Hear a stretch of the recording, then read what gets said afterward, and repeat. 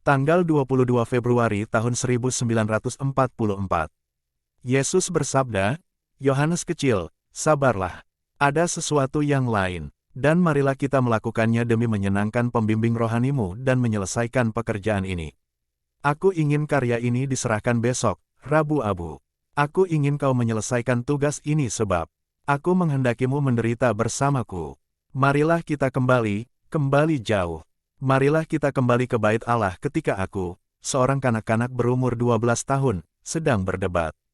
Tidak, marilah kita kembali ke jalan-jalan yang membawa orang ke Yerusalem dan dari Yerusalem ke bait Allah.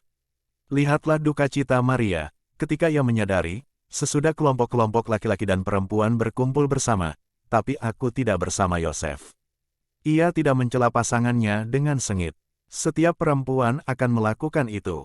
Kalian melakukannya lebih lagi, lupa bahwa laki-laki masih adalah kepala keluarga. Namun duka yang terpancar pada wajah Maria menembusi hati Yosef lebih dari celaan sengit manapun. Maria tidak meluahkannya dengan ledakan yang dramatis. Kalian melakukannya lebih lagi sebab kalian suka diperhatikan dan dikasihani. Tapi duka citanya yang ditahan begitu jelas, ia mulai gemetar, wajahnya menjadi pucat. Matanya terbuka lebar dan dengan demikian ia membangkitkan rasa kasihan yang lebih dari ledakan air mata dan tangis manapun. Ia tak lagi lelah ataupun lapar. Dan meski perjalanannya jauh dan ia belum menyantap makanan selama berjam-jam, ia meninggalkan semuanya, tempat tidur yang ia persiapkan dan makanan yang siap dihidangkan. Dan ia kembali, kala itu malam, gelap. Tapi itu bukan halangan, setiap langkah membawanya kembali ke Yerusalem. Ia menghentikan karavan-karavan dan peziarah-peziarah dan menanyai mereka. Yosef mengikutinya dan membantunya. 1 hari perjalanan jauhnya kembali ke Yerusalem dan lalu pencarian yang gencar di kota. Di manakah kira-kira Yesusnya berada? Dan oleh ketetapan Allah selama berjam-jam ia tidak akan tahu di mana mencariku. Mencari seorang kanak-kanak di bait Allah rasanya tidak masuk akal. Apakah yang dapat diperbuat seorang kanak-kanak di bait Allah? Kemungkinan besar, jika ia tersesat di kota dan langkah-langkah kecilnya membawanya kembali ke sana, ia akan menangis mencari ibunya dan dengan demikian akan menarik perhatian orang banyak serta para imam, yang akan mengambil langkah-langkah yang dibutuhkan untuk menemukan orang tuanya lewat pengumuman-pengumuman yang ditempelkan di pintu-pintu gerbang. Tapi tidak ada pengumuman, tak ada seorang pun di kota yang tahu sesuatu mengenai kanak-kanak ini. Tampan, pirang, gagah, ada begitu banyak yang seperti itu. Terlalu sedikit untuk memungkinkan orang mengatakan, aku melihatnya. Ia ada di sana atau di sana. Kemudian, setelah 3 hari, simbol dari 3 hari lain dari duka cita mendatang, Maria, yang kehabisan tenaga, memasuki bait Allah, berjalan menyusuri halaman-halaman dan aula-aula. Tidak ada, ia berlari, bunda yang malang, setiap kali ia mendengar suara seorang kanak-kanak. Bahkan embikan anak-anak domba memberinya kesan bahwa ia mendengar anaknya sedang menangis dan mencarinya. Tetapi Yesus tidak menangis. Yesus sedang mengajar. Sekonyong-konyong, dari balik sekelompok besar orang, ia mendengar suaranya mengatakan, batu-batu akan gemetar.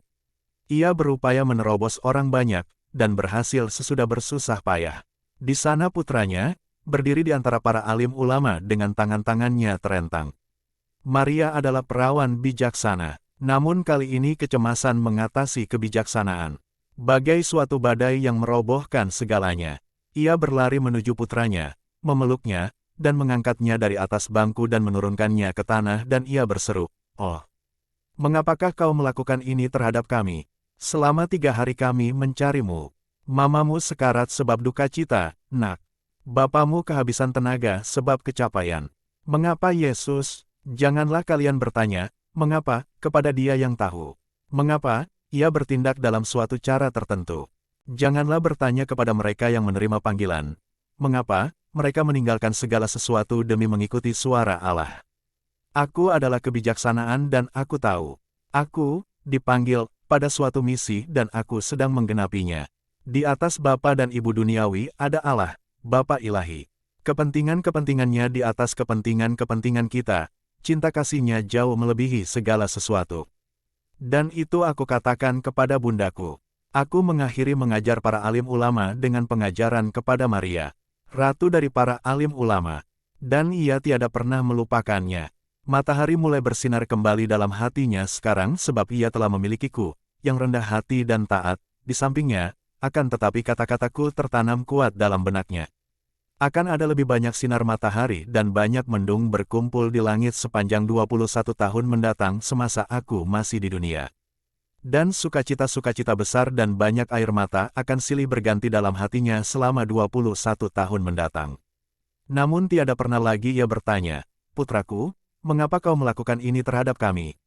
Oh, manusia yang tak tahu adat, belajarlah dari pelajaranmu.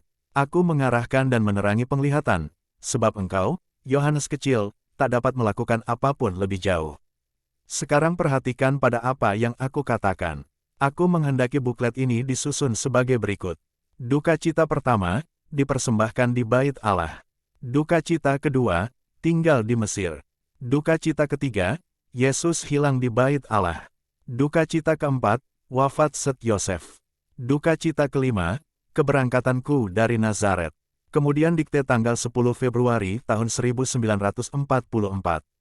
Duka cita ke-6, gambaran penglihatan tanggal 13 Februari, 4 poin, sinagoga, rumah di Nazaret, khotbah Yesus di sinagoga, percakapan dengan bundanya sesudah meloloskan diri dari Nazaret.